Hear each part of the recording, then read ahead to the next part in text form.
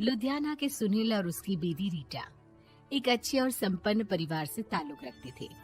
एक दिन रीटा की भाभी उसके घर आती है। रीटा, तुझे तो पता है तेरा भाई कुछ नहीं करता, ऊपर से 2 बच्चों की जिम्मेदारी, बेटी भी बड़ी हो गई है। तू तो बुआ है, कुछ मदद कर सकती है तो कर देना। कहाँ पैसे हैं भाभी, बस समझ लो किसी तरह हम लोग भी दिन काट रहे हैं। 2 ही तो कार है और मेरी बेटी भी बड़ी हो रही है। अब उसके लिए कार लेनी है तो 10 लाख का खर्चा तो लग ही जाएगा। तभी वहाँ सुनील आ जाता है। अरे शशि, क्या है, तू हमेशा पैसों के लिए परेशान क्यों रहती है?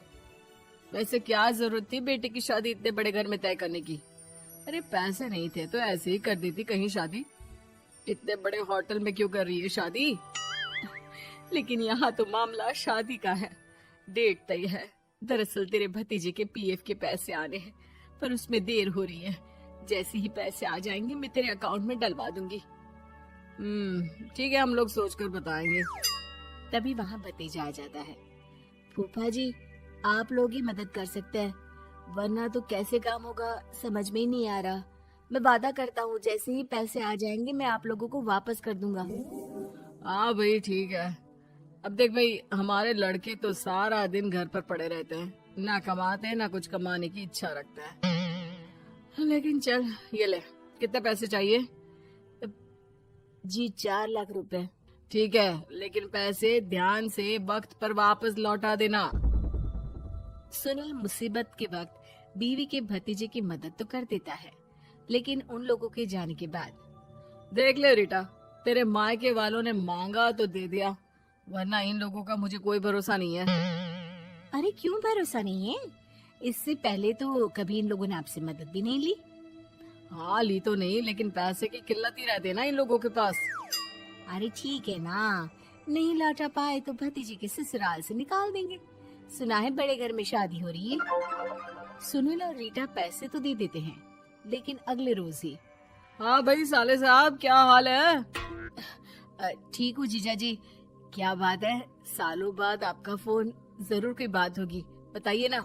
अरे वो तेरी बड़ी भाभी आई थी, बेटी की शादी कर रही है ना, तो पैसे लेने के लिए मैंने दे दिए 4 लाख।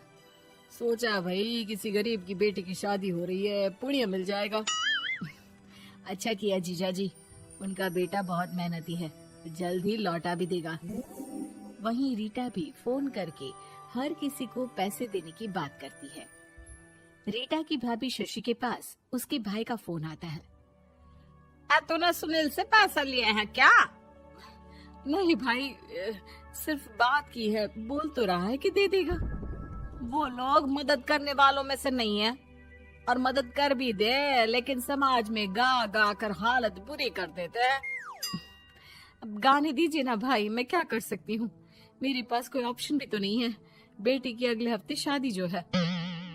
शशि की बेटी की शादी हो जाती है, लेकिन शादी के 1 महीने बाद ही सुनील का फोन भतीजे के पास आता है। हाँ भाई, शादी तो हो गई हम लोगों की दुआ से। अब देख, ऐसा ही फायदा होता है पैसे वाले रिश्तेदार हो तो। तेरे वक्त पर हम कैसे खड़े हो गए थे, लेकिन अब पैसा लौटा दे भाई।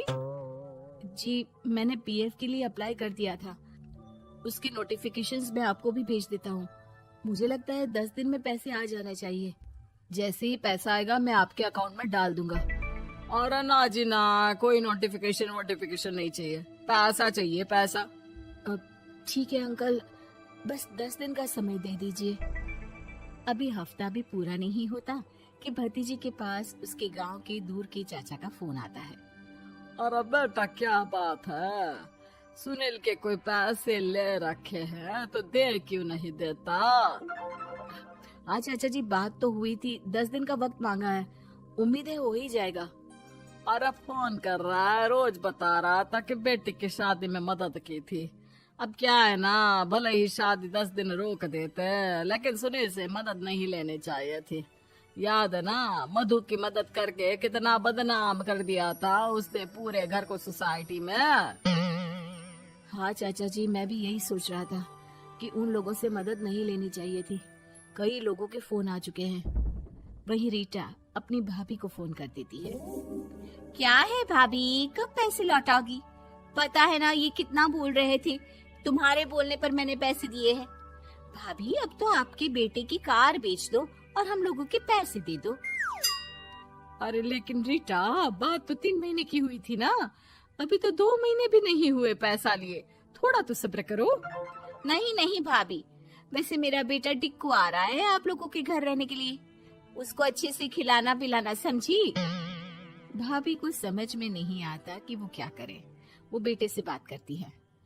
अरे माँ, इन लोगों से मदद लेकर सच में बहुत बड़ी गलती कर दी। मुझे खुद समझ में नहीं आता कि कैसे इन लोगों के पैसे जल्द से जल्द दे दूं। तभी डोरबेल बजती है और रीटा का बेटा टिक्कू घर में आता है। आओ बेटा, मामी के घर पहली बार आए हो रहने? आप पापा बोल रहे थे कि आप लोग पैसे का ब्याज तो दे नहीं पाओगे, तो तब तक मैं यहीं रह लूं। और हाँ, मैं एसी के बिना नहीं सो पाता। आप लोग अपना देख लेना और पैसे जल्दी लौटा देना, क्योंकि मैं थोड़ा जल्दी जाना चाहता हूँ। रीटा का फोन शशि के पास आता है। भाभी, पैसे कब तक दोगे? बेटे की विदाई के बाद शशि के घर का माहौल बिल्कुल बदल जाता है। वो हर वक्त बेटे से उसके पीएफ के पैसे पूछती, और पीएफ यानी कि सरकारी काम। आजकल में पूरा 1 महीना और बीत जाता है। भाभी, मैं और ये अमेरिका जा रहे हैं, घूमने के लिए पैसों की बहुत जरूरत है। रीटा, मैं पूरी कोशिश कर रही हूँ कि जल्द से जल्द पैसे का इंतजाम कर दूं, लेकिन पक्का नहीं बोल सकती। तभी सुनील का फोन भतीजे के पास आता है। देख माना 3 महीने की बात हुई थी पैसे लौटाने के लिए, लेकिन अभी मुझे पैसों की काफी जरूरत है। मैं अमेरिका जा रहा हूँ, तो पैसे मैंने किसी से ब्याज में पकड़ लिए हैं। तू हर महीने 4 लाख का 20,000 ब्याज डाल देना मेरे अकाउंट में। सुनील फोन रख देता है, लेकिन भतीजा काफी परेशान हो जाता है। वो ऑफिस से शाम को घर आता है कि माँ पूछती है, क्या हुआ बेटा? बेटा माँ को सारी बात बता देता है। माँ भगवान के सामने हाथ जोड़कर खड़ी हो जाती है और रोने लगती है कि तभी बेटे का मोबाइल पर मैसेज बजता है।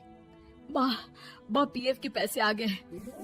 और वो ऑनलाइन ही सुनील के पैसे वापस कर देता है। भला हो भगवान का।